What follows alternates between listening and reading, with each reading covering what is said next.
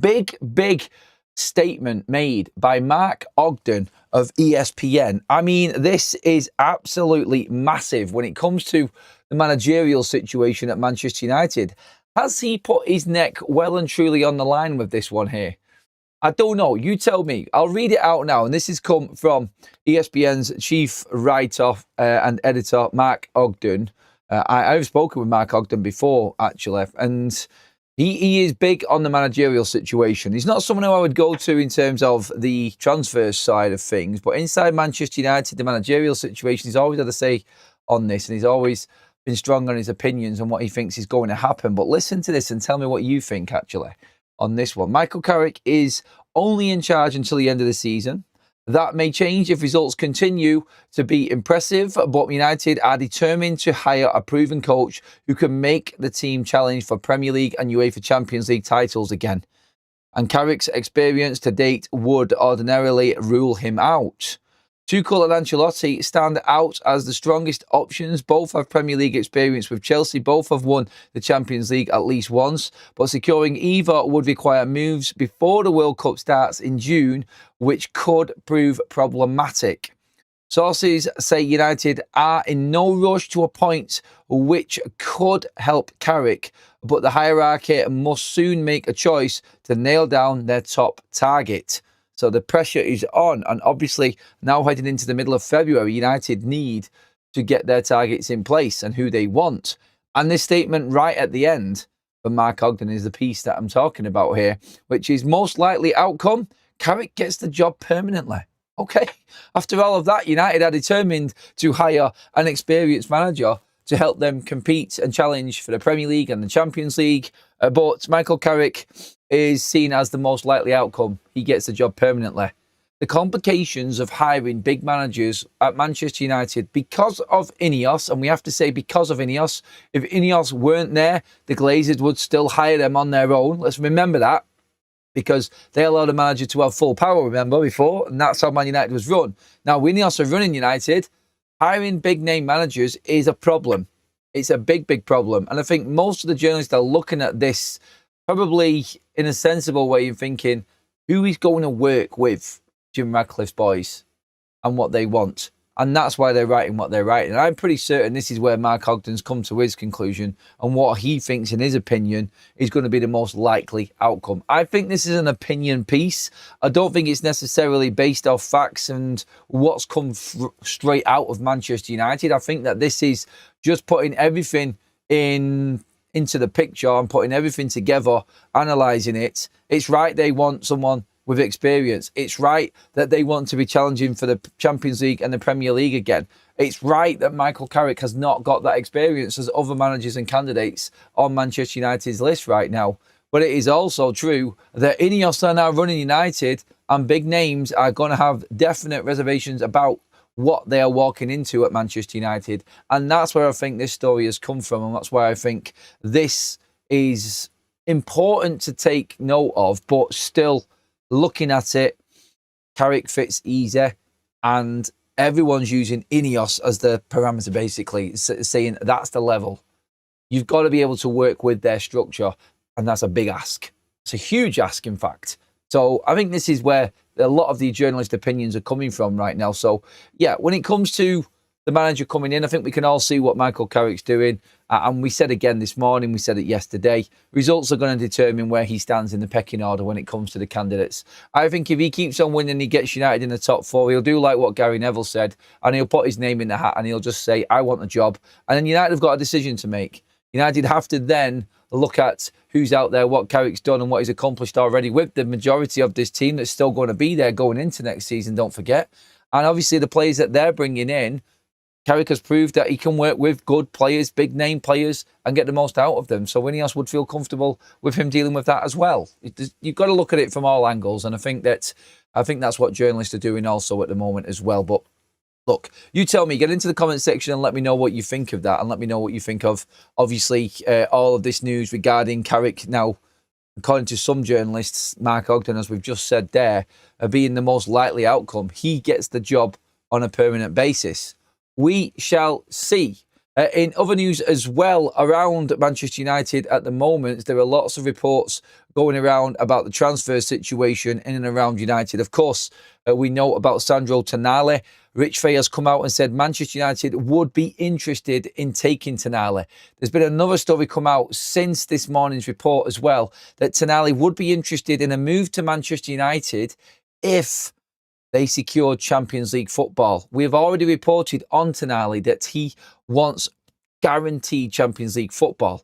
If United get it and they go in for him, he would go to Manchester United, is the report we're getting from JS Transfers online today, this lunchtime.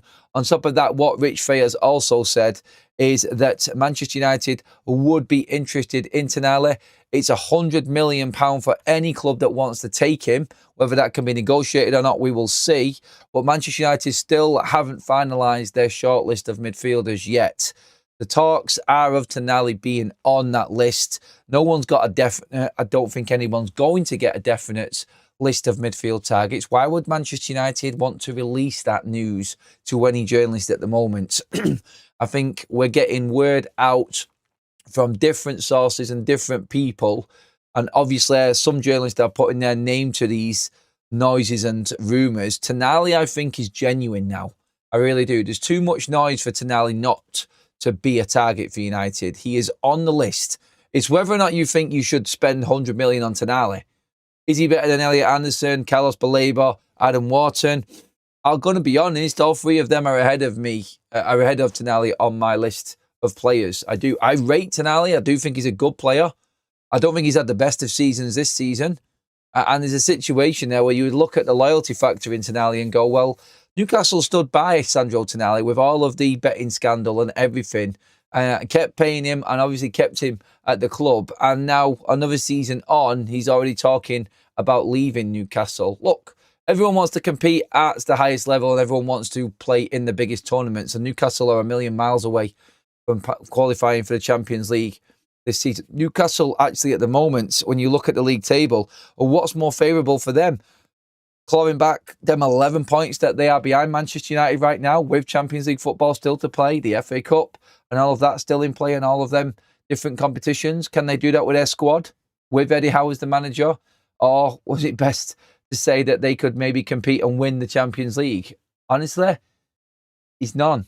I just don't see how they do it. And that's why Tonali is all over the news and why his agent is already putting the feelers out for other clubs. We've discussed that in depth already, but there is more and more updates coming in. It's looking more and more likely that Sandro Tonali is a realistic target for Manchester United. So we can take that as a definite going forward.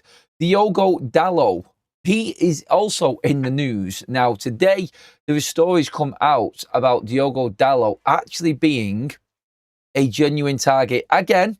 And I say again because he has been before.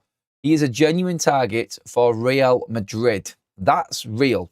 He is on their shortlist. There is stories of Premier League clubs watching Trent Alexander-Arnold. We could get a complete turnaround here of Trent Alexander-Arnold lasting out a year and then coming back. These stories are doing the rounds, and Dalot is on the options for Real Madrid. Jason Wilcox, Manchester United sporting director, is weighing up the option of maybe keeping Dalot, who has shown good form recently under Michael Carrick, another player who has definitely turned his season around under the new interim head coach. And that's an option for United. Do we keep him as a backup squad player and bring in another fullback?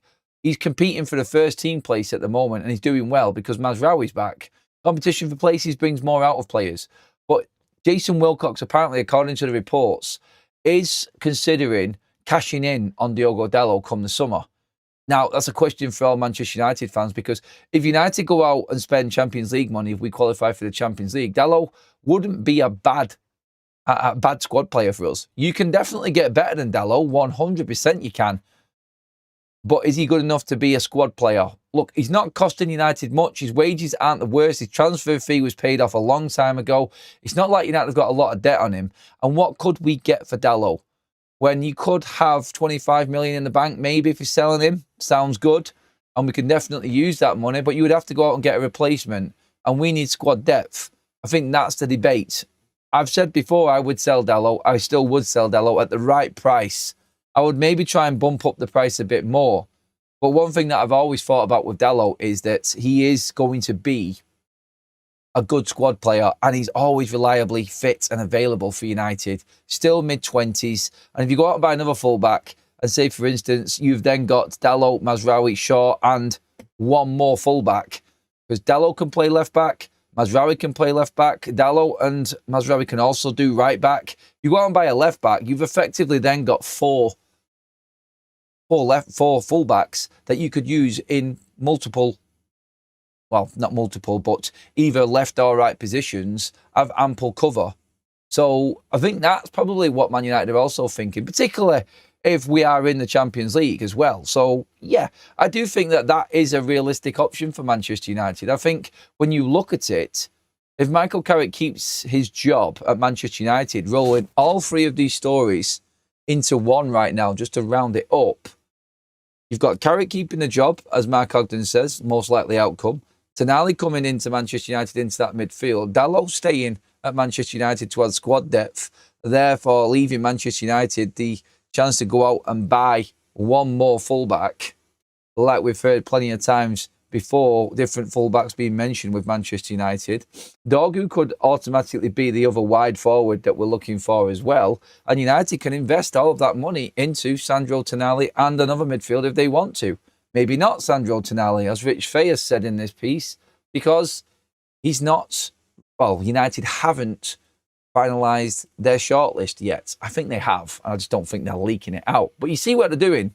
You can see how United are working this and the options that we've got. You could have Cunha and Dorgu for that left-hand side. You could have Mbeumo and Ahmad for the right-hand side. You've got Bruno and Mainu and Mount potentially for the number 10. You've got the striker, which you can go out and invest in. Manchester United should be able to go out and invest everything that they've got this summer on midfielders and one fullback.